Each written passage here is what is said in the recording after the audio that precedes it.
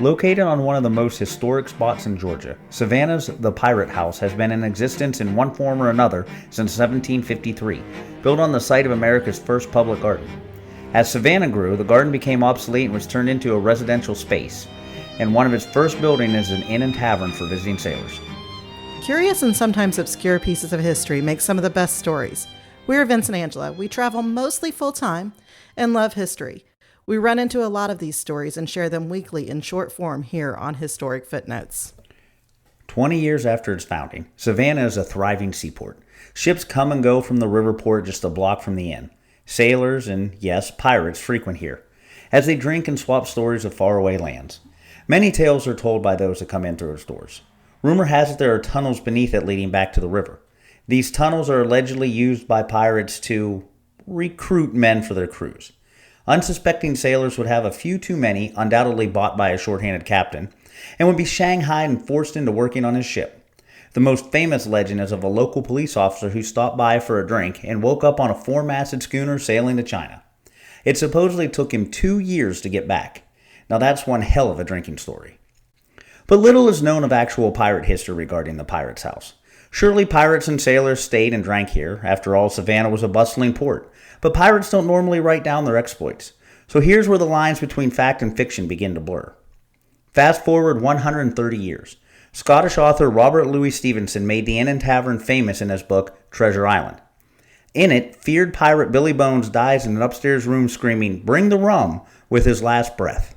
Young Jim Hawkins is there with him when he dies and finds a map to a treasure once belonging to Captain Flint. It's said Stevenson was inspired to write the book while visiting the inn, and several mentions of Savannah are in the book. In fact, much of the action before setting sail in search of the treasure happens in the city. Almost 200 years later, the Inn and Tavern have fallen into disrepair and are slated to be demolished. The entire area has been ignored for years. The Pirate's House and housing built for Irish immigrants in the 1840s lays in ruins. In steps Mrs. Mary Hillier, who sees the value of preservation and coordinates the renovation of this historic building. The building is preserved in its original state all the way down to its faint blue shutters and doors. If you don't know, the color blue keeps away unwanted and evil spirits. Even preserved upstairs are early edition pages of Robert Louis Stevenson's Treasure Island. From the captain's room to the treasure room, there are hand-hewn ceiling beams joined with wooden pegs like there were hundreds of years before. You can almost feel the same dread in here. Well, dread for a sailor, but inspiration for an author. And in 1953, the Pirate's House reopens as a restaurant for Savannah patrons. As with any building this old and with the type of people that frequented it, there are ghost stories associated with it. Some are undoubtedly false. Billy Bones' ghost does not haunt the upstairs room where he supposedly died. Billy Bones was a fictional character in a book. But, with all the history and misdeeds associated with the Pirate's House, some of these stories might just be true. Evil was always present in the early days, and everyone who crewed a sailing ship didn't always do it of their own free will. Unfortunately, some of these men probably died because of this, and, if you believe, their spirits are probably still haunting this place of their death. Local legend tells of a man who bribed a waiter into allowing him to descend into the tunnels. At first, he had no fear, because he could still hear the conversations from the restaurant patrons above. But the further he walked into the tunnels, the quieter they got. Eventually, he came to an old, heavy iron door. With much effort, he gets the door to open and soon stumbles over something. Shining his flashlight down, he sees a skeleton. Frightened as he was more frightened by the sound of the door closing behind him. And then, out of the darkness, he hears the most blood-curdling voices he had ever heard and saw the ghostly figures of two pirates. Pressing himself against the wall, he prays they don't see him. Passing them by, the two pirates continue on. Turning back toward the restaurant, he runs as fast as he can. It's said when you're here, you can see shadowy figures and other things of a ghostly nature. Some reported seeing ghosts walking around the dining halls. Staff have said they feel like they're being watched, even when they're alone.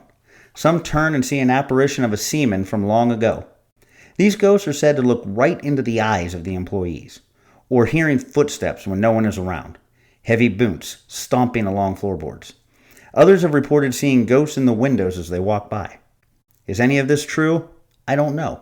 But the Pirate House is one of the oldest buildings in Georgia and, of course, does have a history attached to it. With those that have frequented it in its early days and years, I'm sure they've left their mark.